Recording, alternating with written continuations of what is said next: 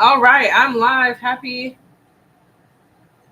Wednesday, y'all. What is up? What is up? What is up? Your girl is live. Retail Genius is here, baby. Back. It's been a minute, but I'm back like I never left. So, how is everyone doing? How is everyone doing? I'm just trying to get my camera together. Okay. Okay. How is everyone doing? Happy Wednesday. Let me know in the chat. How is it going? We are halfway through 2025 and it has been a whirlwind. But what is new? So we're halfway through the year. It is right now. It is July 2nd. So how's it been, guys? How has your year been so far? How has your year been so far? Let's talk about it. Let me know in the chat. Also, if you have a store, let me tell you a little bit about summer season and seasonality and what you can do to help your store during the summertime. I'll talk about that. But before I get into all the tea and all the gems for today, let me just introduce myself. My name is Janice Fredericks. I am the retail genius, and I help aspiring entrepreneurs break into the beauty supply industry so that you can be the change that you want to see in this industry. So that is about me. And if you're new to my YouTube, we have a lot of new YouTube followers. Welcome, guys. Thank you for following me. I love to talk about everything retail, particularly in the space of beauty supply, because that is where I got my start in retail. So I got my start in retail by opening a beauty supply store. This was 15 years ago. I can't believe it's been 15 years, but almost 2 decades I have been in the beauty supply industry. So I started in 2010 in Queens, New York. I was only 24 years old. But here's what I knew at 24 years old.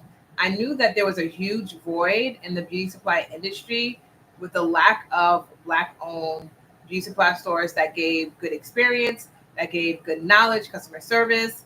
And I found myself in the average beauty supply store every week or so, every paycheck, just spending in a beauty supply store. I just loved it. But I did not love the experience. I didn't love not being able to feel valued, not being able to get my questions answered, not being able to have conversation. And so I just decided to be the change that I wanted to see in this industry. And I decided at 24 years old that I was going to take a leap of faith and get into beauty supply. And so I started mentoring with someone.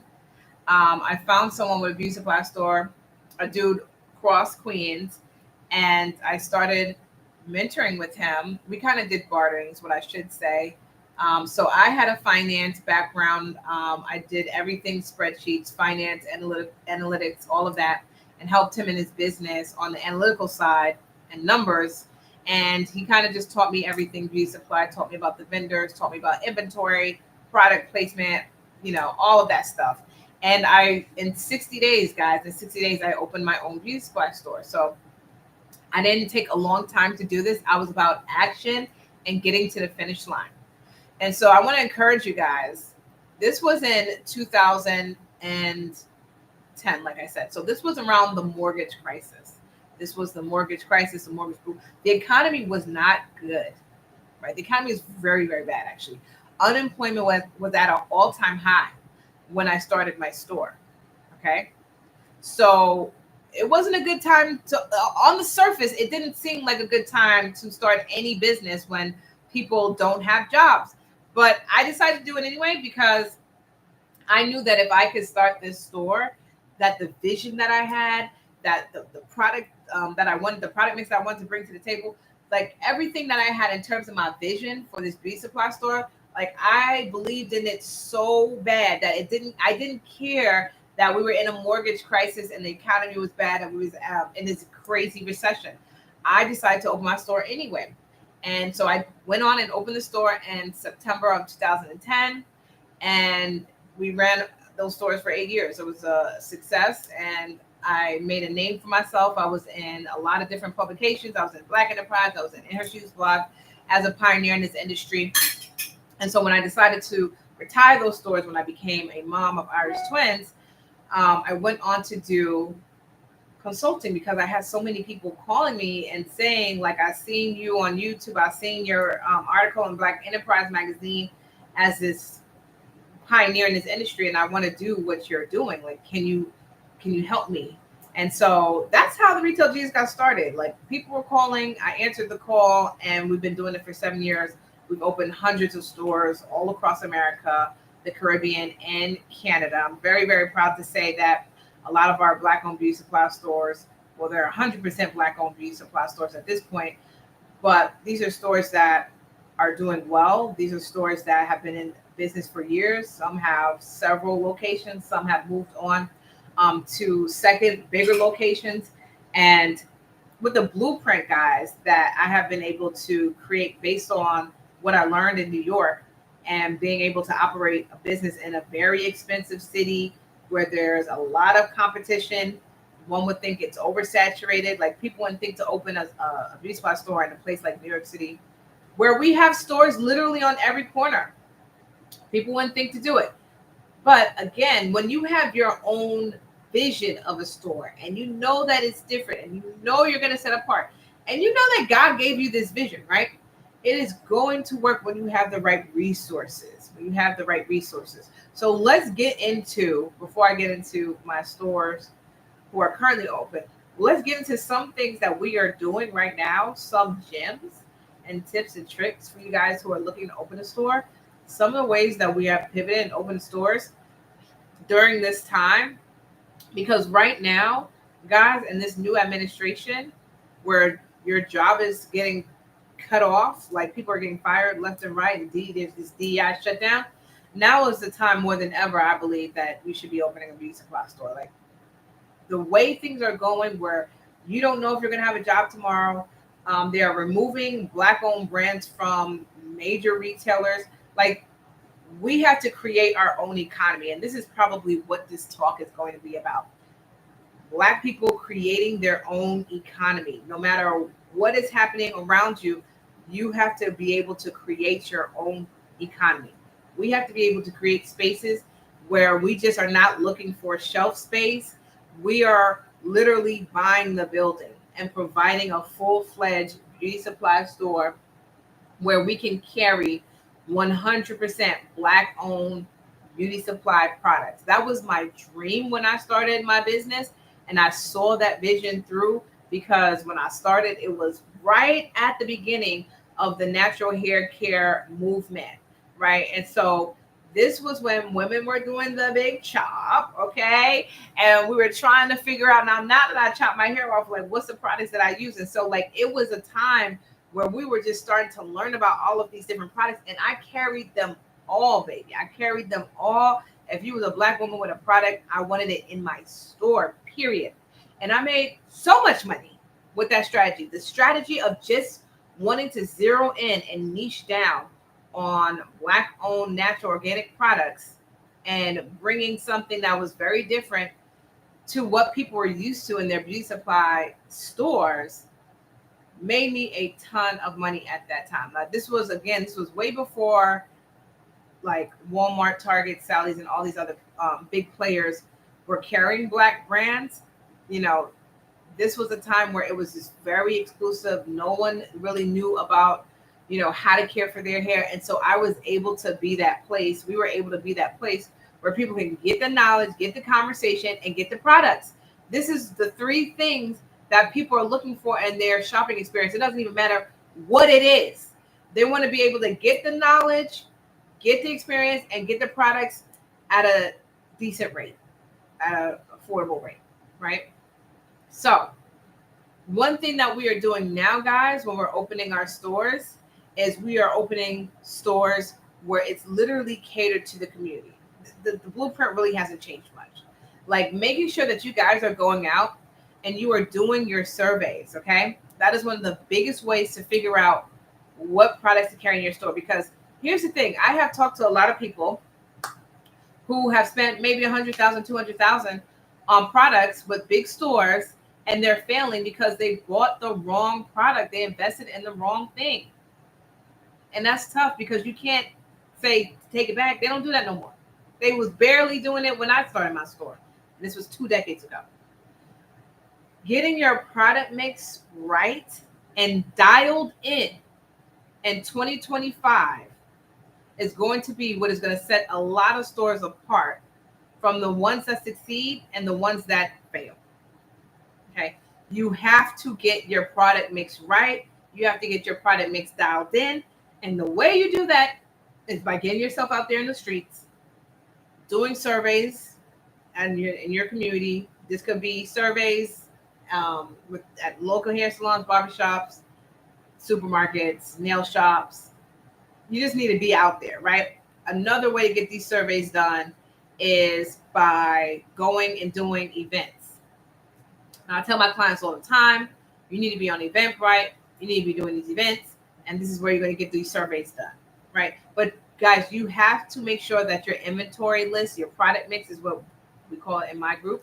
Your product mix is dialed in specifically for your community. You don't want to be buying products and you're just like on Instagram just trying to figure it out. Like, you have to get the data from your community. The data will speak for itself. Okay. Second thing is the funding, right? A lot of you guys don't understand the funding game when it comes to small business, but especially a brick and mortar business. There's funding for brick and mortar businesses. There's funding for a lot of different businesses. But when it comes to a brick and mortar business, there are specific programs that are out there. You have to meet the criteria, though. I've been talking about this criteria ad nauseum. You have to meet the certain criteria. So the program that we use with our clients is called the SBA 7A program. And with most of those programs, you have to have a baseline of like making 40 to 50K in your job and have a baseline credit score minimum of like 620, 650, 620. Now, a lot of our lenders that we have worked with, like one-on-one, we have seen credit scores as low as like 620, like low six. But if you know that you are in the fives, you need to start working on your credit to get it up to minimum 620 so that you can get into these programs where they will fund your beauty supply store. But you got to make sure the credit is right. You got to make sure the credit is getting up there. You got to pay down the debt, send out the letters to whatever collections, guys, and get your score up out the 500s. It is time to get up out the 500s. It is time to get your credit score out the 500s, my people. Period. Okay. Those are the two things. You got those two things, DM me. You got those two things, DM me, book a call with me so that we can get you started in one of our programs. Okay. Third thing is now finding a space, right? You need to make sure when you're finding a space for your beauty supply store that the space screams convenience. Now more than ever, people are literally buying a lot of stuff online. They don't got time. So if you have a store that's in a location that is inconvenient, it don't have parking, it's in an area that no one wants to go to, it's going to be a problem. So the name of the game right now when we're looking for spaces for our clients is convenience, is foot traffic. Because again, people do not want to leave their house these days. If I can get it online, I'm going to get it online. I'm the same way. So if I am leaving my house and I have to go to a brick and mortar business, it has to be convenient, guys. And that's not just to the location, it's also to the hours. But I've talked to you guys about this before. Some of y'all are playing yourselves when you come up with these crazy hours for your beauty supply store. Let's not reinvent the wheel when it comes to hours for your beauty supply store. It is 10 to 7. It is 9 to 7. That is it. 6 might be too early.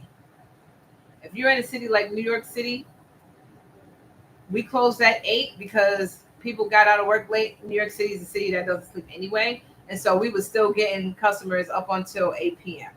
Right? So we had a longer runway. We was open from 10 to 8. But guys, understand this. The longer hours you have, the more opportunity you have to make money. So convenience also goes into your hours. It also goes into the holidays that you choose to have off, which it shouldn't be many. It should just be a couple, handful. Christmas, New Year's, Easter. That's it. You need to be open 4th of July, y'all. 4th of July is this week. You need open 4th of July because people will be shopping 4th of July. They'll be getting their beauty stuff 4th of July.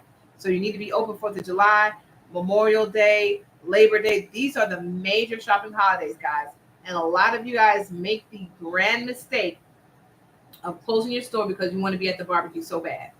You want to be at the barbecue so bad that you close your store, you miss out on that money for the day, And then when people actually come to your store, because they're assuming that you're going to be open, and they come to a closed store, when someone comes to a closed store, they are not coming back, not even your mama. So the third thing, guys, is convenience. The name of the game for retail is convenience. The name of the game for retail, it doesn't matter what industry you're in. Type it in the chat if you're with me. The name of the game for retail is convenience. Type it in the chat if you are paying attention. Type it in the chat if you are picking up what I'm putting down. The name of the, because y'all, I'm telling you guys, a lot of y'all be playing yourself with these hours. I'm open 10 to 5 Monday and Tuesday. Then Wednesday and Thursday, I'm open 9 to 4. And then Friday and Saturday, I'm open 9 to 7. And then Saturday, it's crazy, guys. No one is paying attention to it. You lost me at the second round of hours. And now I'm just going to where I go to. Now I'm just going to Target because you're making me think too much. You don't want to make your clients and customers think too much when it comes to shopping with you and spending money. They don't want to be thinking, oh, is she open? Is it her early day? Is her late day? Is she closed? No one should be closed. No one in America should be closed. Everyone should be open 7 days a week. And I'm going to wrap it up right there with the hours. Okay. Now, let's switch gears, and I want to give some gems to the people who actually have stores. If you actually have a store and it's summertime, yes, there's seasonality during the summer. Summertime, it gets slow because people are now going on vacation. So May, June is pretty solid. And then when you get to July, there's a little bit of a downhill. But thankfully for you guys, right? If you do holidays right, you need to be promoting your events, your campaigns, whatever, 2 weeks out. So if you were running a campaign for 4th of July, guys, you should have been promoting it 2 weeks out. And so you should expect a little bit of an influx for the holidays if you did this right. You're going to see a dip in July and then increase back up August because it starts to be back to school in the South. So August, September is pretty solid. In October, you have Halloween. Y'all got to be prepared for Halloween with the wigs and all that stuff, right? So understanding seasonality and resupply, there are some dips. It's never dead. Well, like, let's be clear, it's never dead. And the way that you weather the storm during the dips is what I would say is you have events. Every slow season, and everyone's slow season is going to vary from state to state, city to city. So in New York City, our slowest seasons is like January, February, winter months. It's cold. People don't want to come out. So the way we combat that is we used to have this big event every single year with the Curls brand. I collaborated with a lot of people, guys. Collaboration is key in this industry. So we collaborated with the Curls brand and we did this big, amazing event. I loved it so much. It was called Curls and Cocoa. It was an event that we did during the winter, and it was a big production. It was a big thing, but that was like our main big event. But this also helped with the slow sales in January. So when you're thinking about when it's slow, this is when you want to start kicking in events, doing different things, bringing in hairstylists, different brands, just things to drum up foot traffic for your store. I was just talking the other day with one of my mentees. Shouts out to Jeremy. He's in Baton Rouge, Louisiana. His store is called New York Beauty Supply. Check them out. But I was talking to him the other day, and we was just talking about the store and how much it's making and marketing and all that stuff, advice. And he was like, yeah, I kind of stopped the ads because it was slow. Like, ads, guys, when you guys are looking at marketing, ads is one of the best ways to market your business and get it out there. You must spend on advertising. It is a part of the business, guys. It's not something that is a nice to have. Posting on social media is not something that it would be nice if we could do it. It's literally a part of the business. Now, if you want your business to be successful, you will post on social media every day and you will have an advertising budget. You will have a marketing budget. So that could be towards ads, that could be towards influencers, that could be towards collaborations, but you need to set aside a budget for your marketing every single month. That's a line item literally that you have to run your business. I'm gonna stop right there. Feel like y'all picking up what I'm putting down, right? So 4th of July is coming up. If you did not create a campaign, you have literally 24 hours to create your 4th of July campaign to get people in the doors, because I know it's probably slow. July was always pretty slow for us if we weren't doing events. So this is the number one thing that you can do right now in your beauty supply store if it is slow to bring in foot traffic, is to have an event. If it's not for 4th of July, some type of summertime event, summer campaign. Get with a hairstylist, talk about different summer hairstyles. Get with one of the hair brands, talk about products you use on your hair during the summertime. Get with one of the wig brands or the weave brands and talk about protective styling for the summertime. But get an event done this quarter. With a new quarter, get an event done for this quarter. Get an event done for this quarter. If you're picking up what I'm putting down, type in event in the chat. Type in event in the chat. Get an event on your calendar, guys. Like I said, events takes time to promote, because you just don't want to put it out there and not do the proper promotion.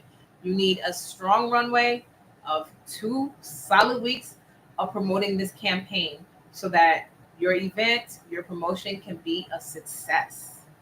So that your event, your promotion can be a success.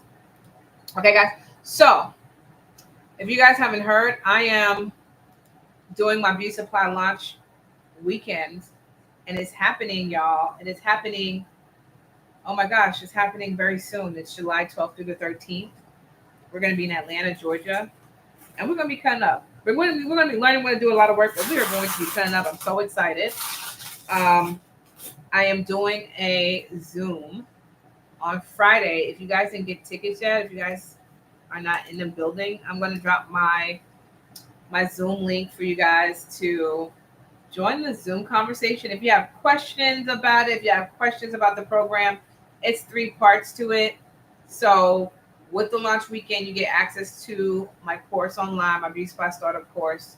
You get a one-on-one strategy session with me so that when we get to Atlanta, you have like a plan of what you're going to accomplish in our 2 days live. But it's nothing like seeing me live and working with me live. If you think I'm a riot online, wait till you meet me in person. Wait till you meet me in person. So guys, this Zoom is happening this Friday. This Zoom is happening this Friday. So the link is there so that you can register. If you have questions, you can get your questions answered. If not, you can DM me. I am on Instagram, The Retail Genius. I'm on Facebook, The Retail Genius. I am on TikTok, The Retail Genius.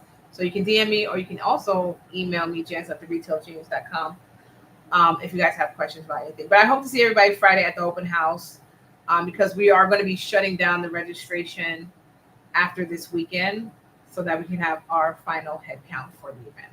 All right, guys. So it's nice seeing you. Thanks for popping on this live. Make sure you guys subscribe to the YouTube, because this is where I'll be going live mostly. So make sure you guys subscribe to my YouTube. I have lots of videos on here.